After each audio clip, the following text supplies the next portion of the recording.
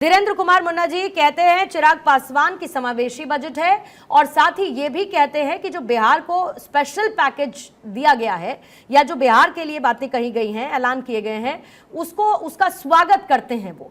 लेकिन इस मौके पर भी विपक्ष ये कहता है क्योंकि गठबंधन की मजबूरी रही, इसीलिए कोalition पार्टनर्स को ज्यादा से ज्यादा पैसा सरकार ने दे दिया।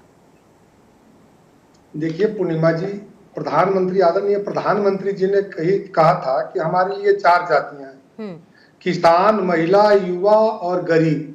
आप देखिए कि ये जो बजट आया है इसमें इन चारों के लिए विशेष रूप से ख्याल किया गया है। चाहे युवाओं के रोजगार की बात हो, चाहे महिलाओं के लिए हॉस्टल की बात हो, चाहे 1.5 लाख करोड़ का किसानों के लिए बात हो, या मुफ्त राशन को अगले 5 साल तक जारी रखने की बात हो। तो वो जो मोदी जी की गारंटी थी वो पूरा होने की शुरुआत हुई है। अब विपक्ष के लोग अगर बिहार पे सवाल उठा रहे हैं तो मुझे आश्चर्य होता है। कल तक बोल रहे थे कि बिहार को कुछ नहीं मिला, मोदी जी ऐसे ही बहलावा कर रहे हैं। आज जब मिल गया है तो फिर उस पर हल्ला कर रहे हैं कि आपको नहीं मिला है।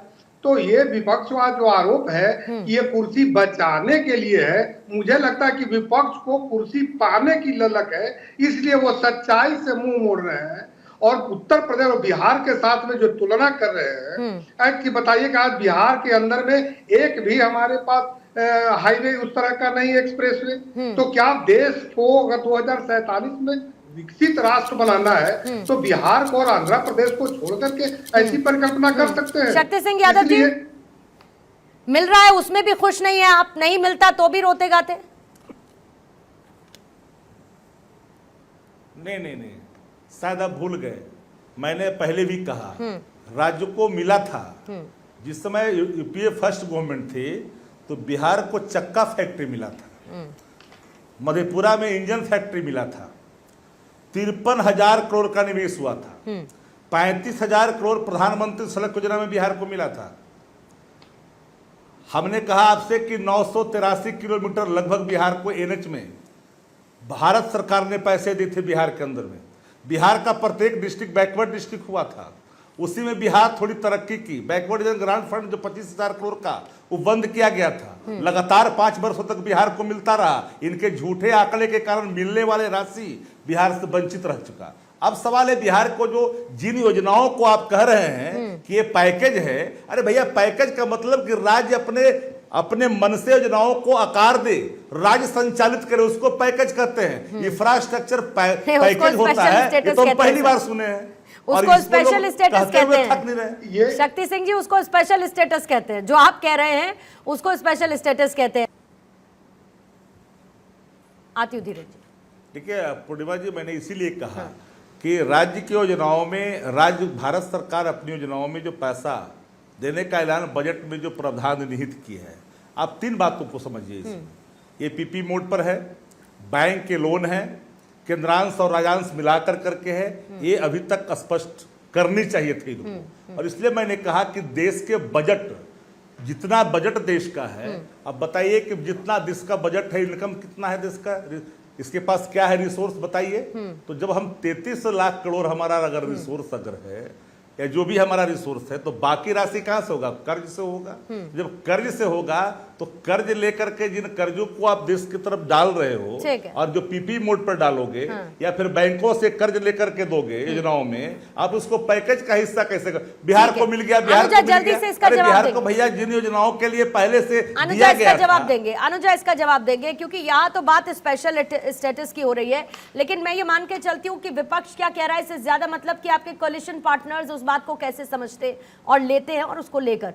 लेकिन कुल मिलाकर बिहार या आप आंध्र प्रदेश एक्सक्लूसिव मैं कह रही हूं, इन 2 राज्यों को छोड़ दीजिए, लेकिन ये जो बार बार कट कॉपी पेस्ट की बात की जा रही है, मुझको ये जरा क्लियर करिए कि ये दावा आखिर क्यों है और ये दावा कितना सच्चा है जो विपक्ष की तरफ से किया जा रहा है।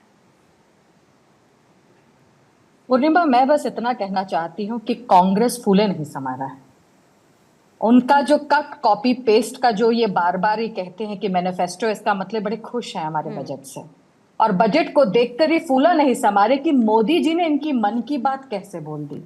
अब अगर इनका कट कॉपी पेस्ट है तो मैं पूछना चाहती हूँ, इतने साल आप सो रहे थे, आपने अपने राज्यों में ये कट कॉपी पेस्ट क्यों लागू नहीं किया? ऐसा क्यों लगता है आपको कि कट कॉपी पेस्ट जिसकी आप धारणा लेकर आ रहे हैं मैनिफेस्टो में, अभी तक आप अपीसमेंट पॉलिसी में क्यों ही रहे? तो मुझे ये सिर्फ पूछना, सिर्फ बताने की बात नहीं है, ये बोलना बहुत जरूरी है कि जिस बिहार के और आंध्र प्रदेश के बारे में आप बात कर रहे हैं, आपके यूपीए के टाइम पर बिहार को आज मेरे भाई यहां पर बात कर रहे हैं कि हमें यहां से बोरो और लेना पड़ेगा और यहां पे कैसे हम करेंगे इंफ्रास्ट्रक्चर। मैं पूछना चाहती हूँ कि उस टाइम पर क्या करते थे जब यूपीए ने आपको 2,75,000 करोड़ रुपया देते थे, तब कहां पर जाते थे ये लेने के लिए जो आप कह रहे हैं कि हम भीख मांगेंगे, यहां जाएंगे वहां जाएंगे? मोदी जी के इरा के अंदर अब तो आपको 9 लाख करोड़ रुपया मिला था, तब अभी तो आप हमारे साथ नहीं थे ना मोदी जी के टाइम पर, आप तो अभी बने हमारे साथ। तो इस तरीके का सौतेला व्यवहार की जो आप बात कर रहे हैं ये बहुत दुखदाई है। तब तमिलनाडु की बात कीजिए, 1 लाख करोड़ उनको मिला है, केरला को 50,000 करोड़ रुपया। क्या है, क्या वो हमारे अलाइज हैं? यहाँ पर सबका साथ और सबके विकास की बात कर रहे हैं। जिस ट्रिलियन इकोनॉमी की हम लोग बात कर रहे हैं ना, 3rd ट्रिलियन इकोनॉमी, वो स्टेट्स के साथ इस तरीके का सौतेला व्यवहार करके बात नहीं बन सकती जो ये लोग बात कर रहे हैं। ट्रिलियन इकोनॉमी बनाने के लिए, सशक्त भारत बनाने के लिए इंक्लूसिव भारत बनना जरूरी है, जिसमें हर एक स्टेट का ग्रोथ करना जरूरी है। मैं पूछती हूँ, इतने सारे योजनाएं थी मोदी जी की, कितनी योजनाएं आपने डाली अपने स्टेट में, कितनों के नाम आपने बदले? क्या ममता जी बता सकती हैं?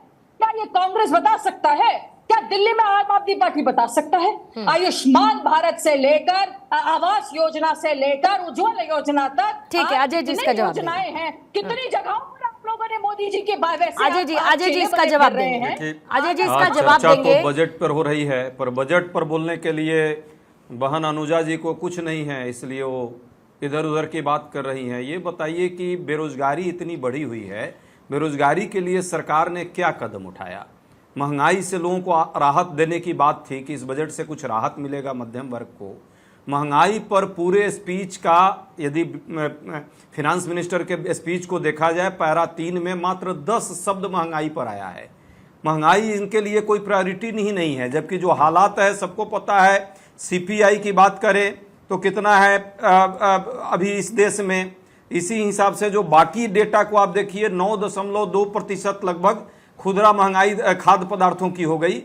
और जो है सरकार उस पर कोई कार्रवाई करने के लिए इस पूरे बजट में सबको आशा थी। इनकम स्लैब की बात थी कि उसमें कुछ चीजें ऐसी राहत मिलेगी जिससे कि सरकारी कर्मचारियों को, जिनका जो कहीं ना कहीं महंगाई के कारण उनके उस जो मिलता है उनको वेतन, उस पर भी राहत हो जाएगी। वो भी नहीं हुई। एजुकेशन की बात जरा हम लोग कर लें, शिक्षा के क्षेत्र में जिस तरह के हालात है स्कूलों की, और पुअर क्वालिटी हम नहीं कर रहे हैं, सरकार ने ही दावा किया पिछले कल जब वो आर्थिक समीक्षा वित्त मंत्री पेश कर रही थी, उन्होंने स्पष्ट कहा कि भाई हमारे यहाँ वर्क फोर्स का 48.8% जो नौजवान हैं, युवा हैं, उनको कार्य क्षमता, उनका स्किल ही नहीं है। लेकिन तो भाई ऐसा स्किल क्यों डेवलपमेंट के लिए अभी इस बजट में क्या आया? इसका मतलब वो इसी तरह रहे। आंकड़ों पर क्यों नहीं बात कर लेते? आंकड़ों पर बात कर लीजिए ना कि यूपीए के शासनकाल में आते हो अनुजा, किस इंडस्ट्री पर, किस सेक्टर पर कितना परसेंटेज आपने खर्च किया, या बीजेपी ने कितना किया? अब आप एग्रीकल्चर की बात करते हैं कि किसानों को कुछ नहीं दिया। बहुत अच्छी बात, किसानों का जिक्र किया कि इन्होंने किसानों को कुछ नहीं दिया। बहुत अच्छी बात। 27,000 करोड़ रुपए एग्रीकल्चर का बजट इस बार बढ़ाया गया है। ये आपको दिखता है कि नहीं दिखता है? अगर आप इंफ्रा बजट को देखेंगे तो पिछले 5 साल में 3 गुना, 3 टाइम्स सर उसको कर दिया गया है। 3 टाइम्स उसको कर दिया गया है। बहुत स्किल की बात की जा रही है, इंटर्नशिप की बात की जा रही है, पूर्णिमा जी, स्टाइपेंड देने की बात की जा रही है। मैं ये कह रही हूं कि जो अच्छा है उसको अच्छा तो कम से कम बताइए, कुछ तो अच्छा होगा पूरे बजट में जो कांग्रेस को नजर आया होगा। पूर्णिमा जी, यही हम लोग, पूर्णिमा जी, पूर्णिमा जी, यही तो हम लोग कर रहे हैं। परसेंटेज पर जीडीपी का जो परसेंटेज रेट है, 3.15% ही कृषि के क्षेत्र में, कृषि पर खर्च करने की बात आई सरकार की। एमएसपी को हम लोग चाहते थे कि इसमें कोई राहत मिल जाएगी, लीगल गारंटी हो जाएगी। किसानों का कर्ज कुछ माफी का सरकार कोई वादा कर रही थी चुनाव के पहले, वो कर देगी, कोई वादा पूरा नहीं किया। गारंटी क्या हुई मोदी जी की? जो गारंटी दिया था वही परसेंटेज की बात कर रहे हैं। हेल्थ केयर की बात आप जरा देख लीजिए।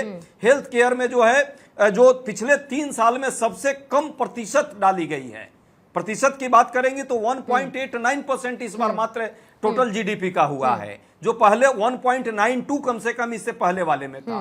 हम तो पिछले ही साल का कंपैरिजन करके आपको बता रहे हैं कि जनता के साथ धोखा सरकार बचाने का सिर्फ एक तरह से यूपीए शासनकाल से कर लेते बचाने का मौका है। यूपीए शासनकाल से कर लेते तो दूध का दूध पानी का पानी हो जाता है। यूपीए शासनकाल में जो परसेंटेज था, इनकी सरकार में कितना किया, ठीक है।